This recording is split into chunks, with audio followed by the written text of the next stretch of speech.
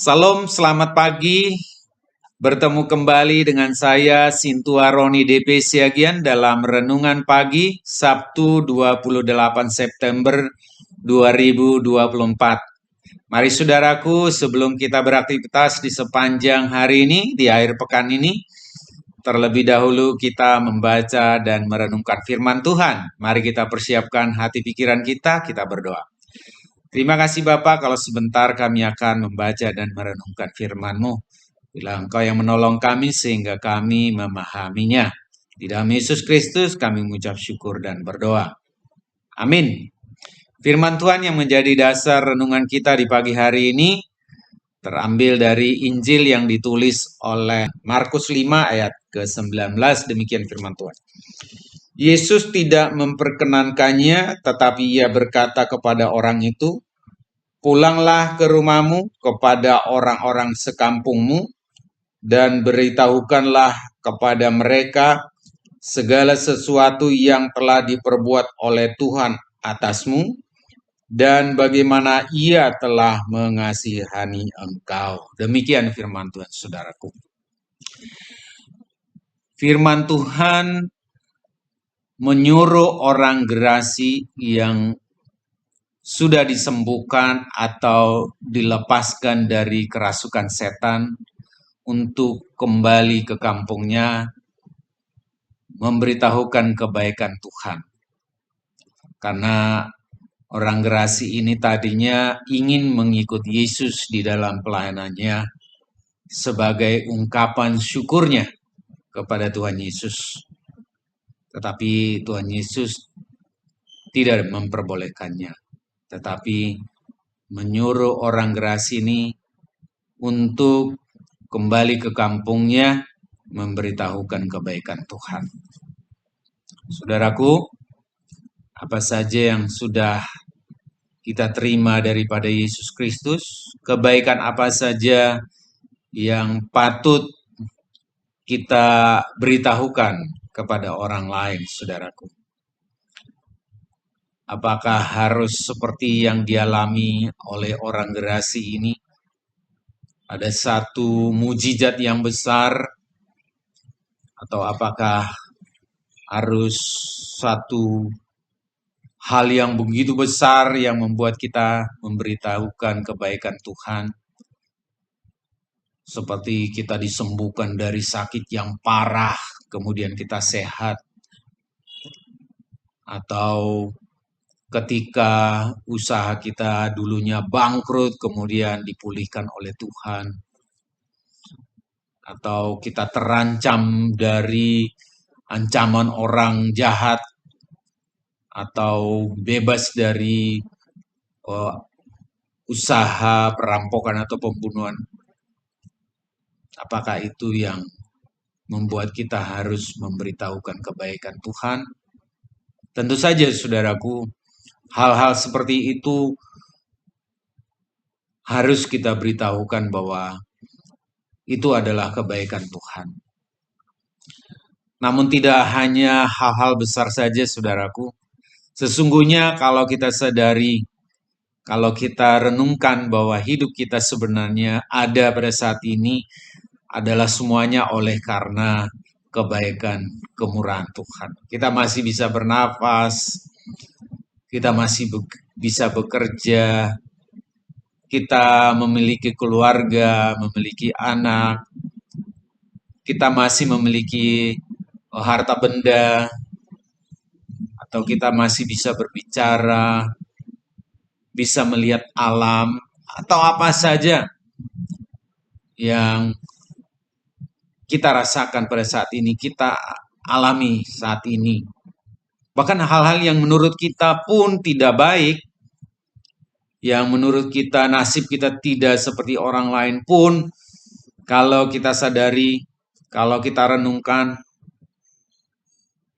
ada begitu banyak kebaikan Tuhan yang sudah kita alami. Nah, itulah yang Tuhan inginkan, saudaraku, untuk kita beritakan kepada orang-orang sekampung kita. Artinya orang-orang yang dekat dengan kita. Apalagi saudaraku, kita sudah menerima Tuhan Yesus Kristus sebagai Tuhan dan Juru Selamat kita, sehingga kita disebut sebagai anak-anak Tuhan yang sudah mewaris kerajaan Allah. Kita diselamatkan dari dosa-dosa kita. Kita sudah ditebus oleh Tuhan Yesus Kristus, sehingga ada keselamatan yang sudah kita terima, dan itu bukan karena hidup kita, bukan karena kebaikan kita, bukan karena kemampuan kita, bukan karena usaha kita, tetapi itu adalah anugerah dari Tuhan semata-mata. Patutlah saudaraku kita beritahukan, kita saksikan kepada orang-orang yang kita kasihi, yang terlebih dahulu orang-orang yang terdekat dengan kita, ya, kepada keluarga kita, kepada anak-anak kita, kepada sanak saudara kita. Kita beritahukan, kita saksikan kebaikan Tuhan atas hidup kita. Supaya juga mereka menerima kebaikan Tuhan, artinya merasakan, menyadari kebaikan Tuhan, sehingga mereka juga boleh mengikut Yesus, memuji dan memuliakan nama Tuhan. Jadi kesaksian kita tentunya bukan untuk memuji diri kita, mengagungkan diri kita, tetapi adalah untuk memuliakan nama Tuhan, supaya mereka termotivasi, supaya mereka sadar bahwa Tuhan itu baik di dalam hidup mereka. Dan saudaraku, tentu kita juga mengalami beberapa tantangan di dalam menyaksikan kebaikan Tuhan.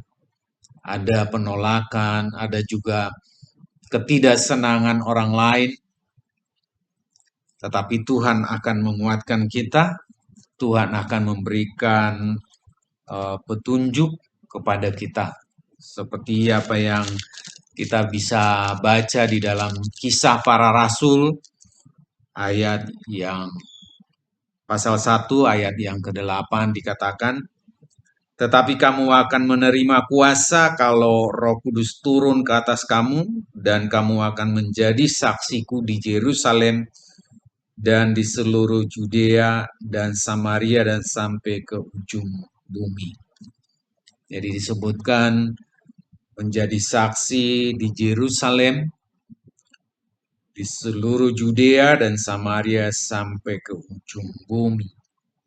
Yerusalem artinya yang paling dekat, yaitu keluarga kita, saudara kita, kemudian menyebar atau semakin meluas lagi ke area Judea, ya mungkin di komunitas kita, di tempat kita bekerja, kemudian melebar lagi ke Samaria lebih luas lagi, dan sampai ke ujung bumi.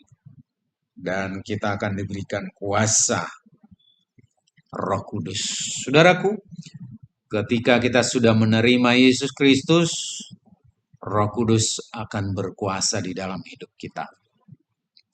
Mari saudaraku, kita saksikan kebaikan Tuhan, kita beritahukan, baik melalui percakapan kita, maupun di dalam tindakan kita, perbuatan kita, sikap kita, kita saksikan kebaikan Yesus Kristus kepada kita.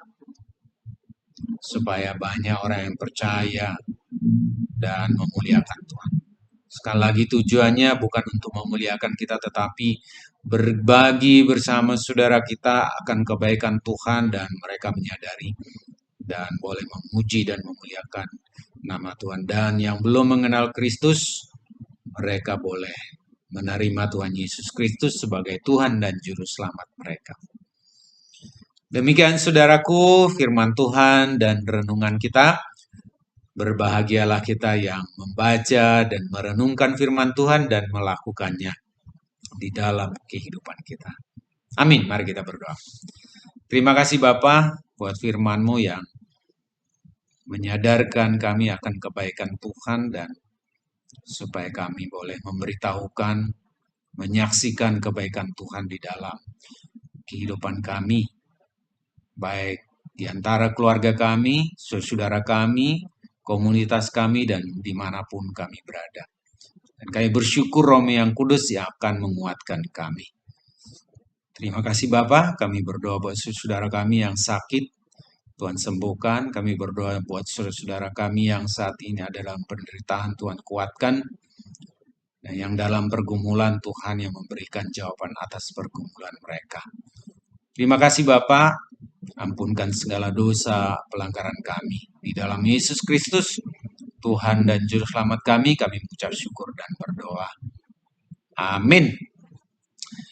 Baik saudaraku, selamat beraktivitas di sepanjang hari ini, di akhir pekan ini. Tuhan Yesus memberkati kita semuanya. Amin. Horas.